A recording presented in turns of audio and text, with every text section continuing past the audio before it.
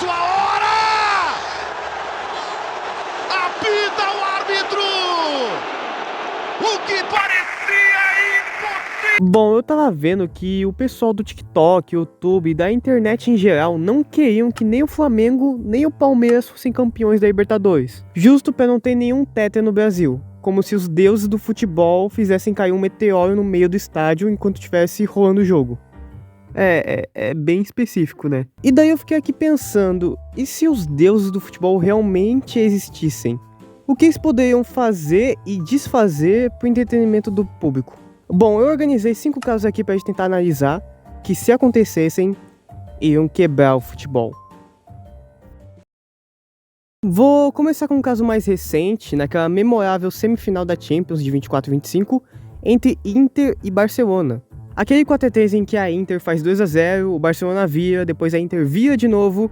Um jogaço, mas que pra mim, infelizmente, saiu com o time errado se classificando. Pra te dar um contexto, pensa no Barcelona de hoje em dia. O quanto que eles estão jogando. O Barcelona da temporada passada jogava 2 vezes mais. Era, na opinião de muitos, o melhor time da temporada, mesmo não chegando na final. Não querendo desmerecer a Inter, que no 4x3 fez o jogo da vida, com grandes defesas do Sommer, com o Lautaro machucado dando a vida em campo, mas aquele jogo consagraria aquele Barcelona pra sempre. Porque o quanto que eles jogavam naquela temporada parece que um doblete, que foi a Copa do Rei e a La Liga, pareceu pouco. Se o Barcelona vai pra final fazendo 3x2 na Inter, ia ser melhor do mundo contra melhor do mundo.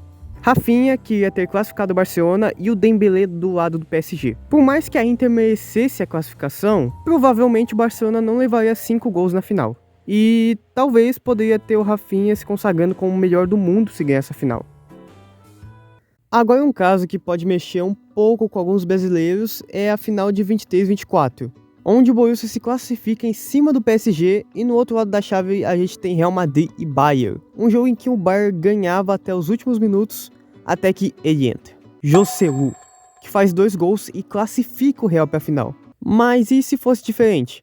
E se o Ancelotti não tivesse levantado a sobrancelha dele e deixado o Joselu no banco? Bom, nesse caso a gente poderia ter a rendição de Marco Reus. Para te contextualizar, provavelmente todos conhecem o quanto o Reus foi importante para o Borussia. Muito por causa daquele áudio do Jorge Igor do "Esse cara está no Borussia Dortmund há mais de 19 anos".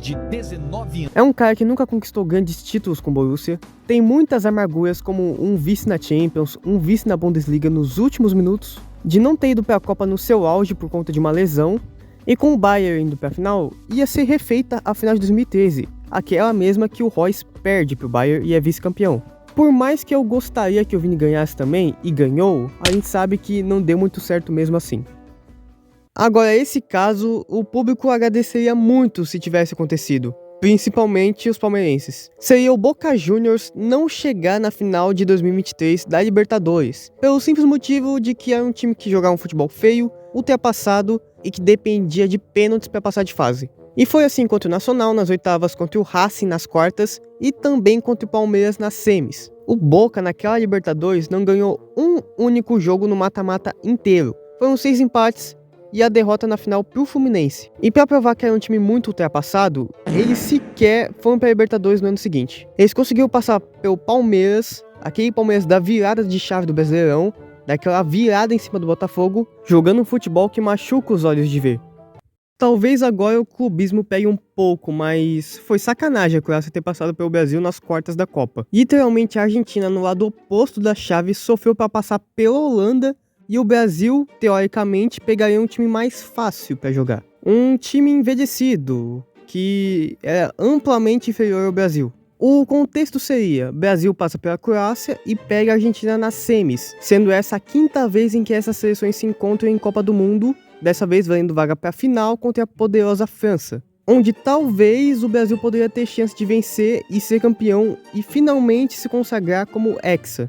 Mas a gente sabe que não foi isso que aconteceu. O Brasil sofre, mas consegue fazer gol naquela Croácia retrancada com o Neymar no finalzinho do primeiro tempo da prorrogação. O Tite faz uma das maiores burradas do mundo, tirando o Militão, que estava muito bem na partida pela lateral direita, e coloca o Danilo, que estava voltando de lesão, e o cruzamento que sai o gol da Croácia é logo do lado do Militão que ele estava jogando. E nos pênaltis, o Brasil é eliminado.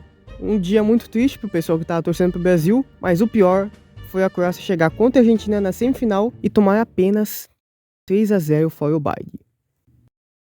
Se caso você assistia futebol lá por 2020, você provavelmente lembra daquela Champions League maluca, onde depois de mais de uma década a gente não via nem Messi nem Cristiano nas semis, onde Lyon de Memphis Depay e Bruno Guimarães e o RB Leipzig de Werner e Sabitzer chegavam na semifinal, onde a gente também não tinha nenhum time da Premier League brigando para ganhar e principalmente tínhamos times que nos últimos anos vinham sendo coadjuvantes na Champions, só que agora em seus momentos mais vitoriosos. Como no caso do Bayern, que foi campeão, coisa que não fazia há 7 anos, mas principalmente de um PSG de Neymar. E só dando uma refrescada na sua memória, até 2020 todas as eliminações do PSG na Champions tinham sido sem o Neymar em campo. Em 2017-18, ele joga contra o Real Madrid no Bernabéu, jogo esse que ele dá até assistência, mas um tempo depois, no jogo do Campeonato Francês, o Neymar fratura o 5º metatarso e perde o jogo de volta na França. Em 2018-19 ele não joga contra o United, por também estar lesionado, e essa temporada ele estava bem fisicamente. Só que por causa da pandemia, o regulamento tinha mudado um pouco. Agora seria apenas um jogo por fase, igual em Copa do Mundo, todos eles acontecendo em Lisboa.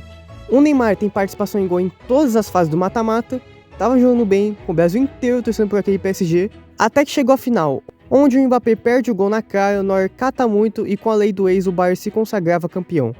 Antes da final, todo mundo imaginava.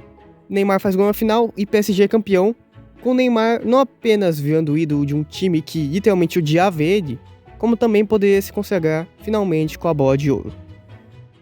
Bom, espero que vocês tenham curtido. Caso vocês pensem em outro tipo de final para algum outro jogo ou campeonato, já manda aí embaixo. É isso, valeu!